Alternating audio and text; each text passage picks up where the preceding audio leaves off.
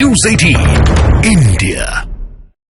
हमारे साथ ED office के बाहर दिल्ली से मौजूद है, उनका मैं रुख कर लेती हूं। लेकिन उससे पहले तस्वीरें जो बापू वाटिका रांची से लाइव तस्वीरें निकलकर सामने आ रही हैं, वो भी जरा दर्शकों को हम दिखा देते हैं। और इसमें अगर कुछ गौर करने की बात है तो वो हेमंत सोरेन की बॉडी लैंग्वेज है, उनका पोस्चर है। क्योंकि ऐसे वक्त में जब चारों तरफ से खबर सामने आ रही है कि उन पर गिरफ्तारी की तलवार है, उनके राजनीतिक भविष्य में खास तौर पर सरकार वो चला रहे हैं, उस पर यहाँ पर संकट हो सकता है।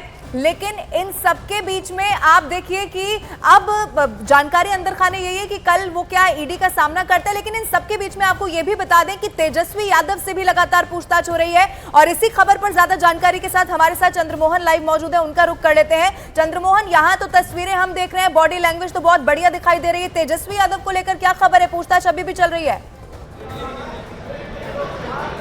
बिल्कुल, देखिए 4.5 घंटे से ज़्यादा का वक्त हो गया है और ये सामने ईडी का दफ्तर है, जहां पर दूसरे फ्लोर पर तेजस्वी यादव से पूछताछ चल रही है। दिल्ली के अधिकारी पहुंचे हैं, पटना के जो ईडी के अधिकारी हैं वो लगातार पूछताछ कर रहे हैं। तो वहीं बिल्कुल ईडी दफ्तर के ठीक सामने एक मंदिर है, दादी जी सेवा समिति। तस्वीरों में आप साफ तौर पर देख सकते हैं जो भी आरजेडी के विधायक हैं, सांसद हैं और परिवार के लोग हैं, वो यहाँ पर इस कैंपस में बैठे हुए हैं। तमाम लोग तस्वीरों में आप साफ तौर पर देख सकते हैं। और सुबह से ही यह हुजूम यहाँ पर देखने को मिल रहा है। जैसे ही यह बात सामने आई कि तेजस्वी यादव ईडी दफ्तर पहुँच सकते हैं, पूछताछ के लिए उनको ईडी ने बुलाया है, उसके बाद से ही यहाँ पर जो पार्टी के कार्यकर्ता हैं उनके आने का सिलसिला शुरू हो गया। और तमाम जो विधायक हैं और सांसद हैं वो यहाँ पर पहुँचे हुए हैं। तस्वीरों में आप साफ तौर पर देख सकते हैं मीसा भारती, जो लालू यादव की बड़ी बेटी हैं। कल भी जब लालू यादव यहाँ पर पहुँचे थे, उस समय ही मीसा भारती साथ में पहुँची थी। और जब तक लालू यादव ईडी की पूछताछ से फ्री नहीं हुए, निकले नहीं, तब तक यहीं पर मीसा भारती बैठी रहीं। और अब से थोड़ी देर पहले तेज प्रताप यादव यहाँ पर पहुँचे थे, तो मनोज झा उनके ठीक बगल में बैठे हुए हैं। और मीसा भारती के दाहिने तरफ सुनील सिंह जो एमएलसी हैं वो बैठे हुए हैं। और जो तमाम पार्टी के विधायक हैं, एमएलसी हैं, वो इसी कैंपस में बैठकर इंतज़ार कर रहे हैं कि कब तेजस्वी यादव अंदर से निकलेंगे और फिर यहाँ से ये सभी लोग साथ जाएंगे। तेजस्वी यादव के ऊपर ज़मीन देकर नौकरी देने का आरोप है। और उसी मामले में लालू यादव जब रेल मंत्री थे तब ये आरोप लगा कि पद का दुरुपयोग करते हुए लालू यादव ने कई लोगों को नौकरी दी और उनके परिवार के लोगों से उन्होंने ज़मीन लिखा ली। और उसी मामले के जांच में यह बातें सामने आई है, जिसमें खुद लालू यादव, तेजस्वी यादव, मीसा भारती, हेमा यादव और हृदयानंद चौधरी के साथ साथ जब कात्याल की गिरफ्तारी हुई, उसके बाद यह मामला खुलकर सामने आया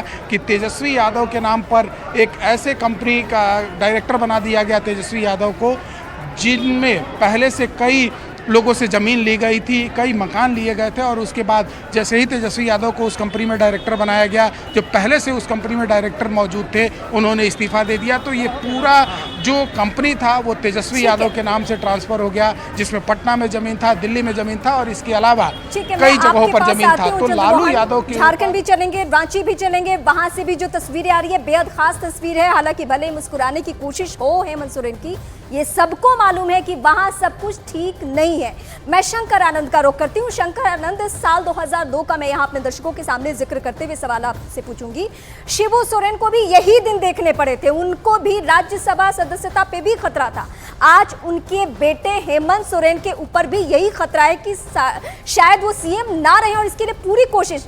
लेकिन ईडी सोर्सेज इस वक्त क्या कह रहे हैं? क्या वाकई वो रांची में जाकर कल पूछताछ करने वाले हैं?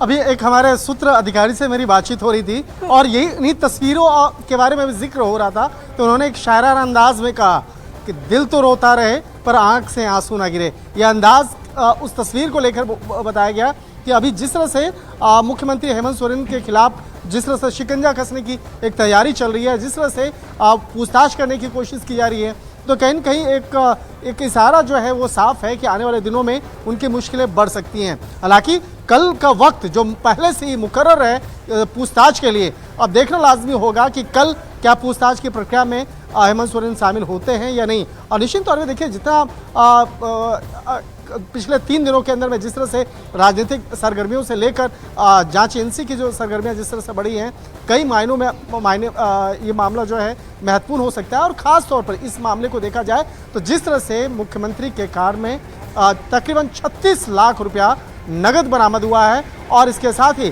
काफ़ी महत्वपूर्ण दस्तावेज बरामद हुए हैं, तो वो जो दस्तावेज हैं उसके बारे में जल्दी एजेंसी के द्वारा औपचारिक तौर पर पुष्टि की जाएगी कि किस तरह के दस्तावेज बरामद हुए हैं। हालांकि जिस कार में वो पैसे बरामद हुए हैं, जिस कार को जब्त किया गया है जांच एजेंसी के द्वारा, उसके बारे में पता चला है कि उस कार को भी कैश में खरीदा गया था। किसी भगवान दास नाम के एक शख्स है और उनके नाम से वो कार रजिस्टर्ड है, भगवान दास होल्डिंग प्राइवेट लिमिटेड नाम की कंपनी के नाम से।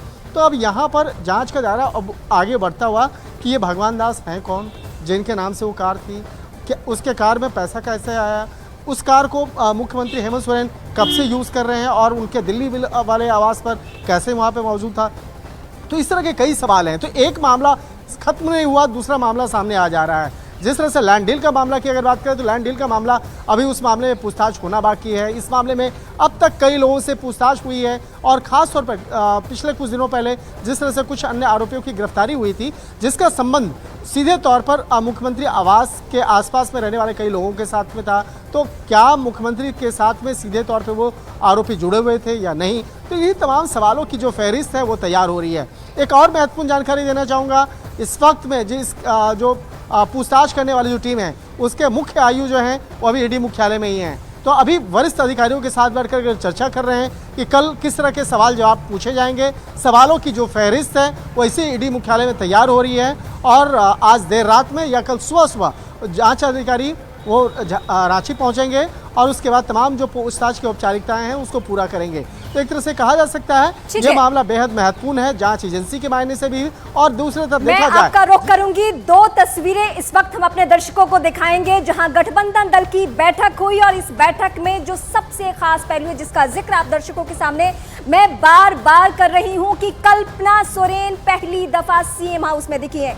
इससे पहले वो हमेशा दिखती रही है सार्वजनिक मंच से या सरकारी कार्यक्रम से, लेकिन ये पहली दफा हुआ है। दिवाकर, मैं इन्हीं तस्वीरों पे फोकस करूंगी क्योंकि जो इस वक्त हमारे दर्शक जुड़े हैं उन्हें जानना यह है कि झारखंड में आखिर चल क्या रहा है। इस बीच खबरें ये भी झारखंड से मिलने लगी थी कि शिबू सोरेन के पास जाने वाले यानी गुरुजी के पास जाने वाले हैं हेमंत सोरेन। क्या ऐसी खबरें मिल गई और क्या कल्पना सोरेन जो सीएम पद को लेकर सारा पैमाना है उसमें फिट बैठती है, क्योंकि झारखंड के पहले मुख्यमंत्री बीजेपी के प्रदेश अध्यक्ष बाबूलाल मरांडी ने संकेत साफ दे दिया है, अगर ये हुआ हम होने नहीं देंगे।